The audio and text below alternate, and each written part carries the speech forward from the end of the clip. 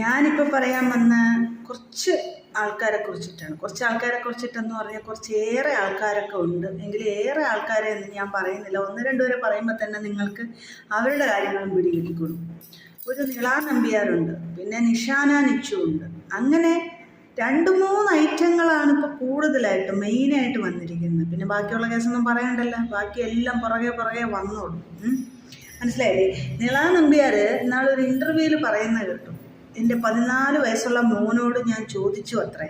എന്ത് ചോദിച്ചു അത്രേ? ഞാൻ തുണി ഉരിയുന്നത് എൻ്റെ മോൻ ഇഷ്ടമാണോ?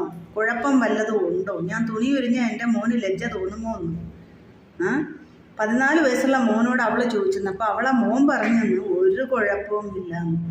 നിനക്കൊക്കെ പോയി ചത്തൂടെ എഴുതിയതിനെക്കാട്ടി. അല്ല, അറിയാൻ മേലാന്ന് ഞാൻ ചോദിക്കണേ, എന്തിനാണ് ഇങ്ങനെ ജീവിക്കുന്നത്?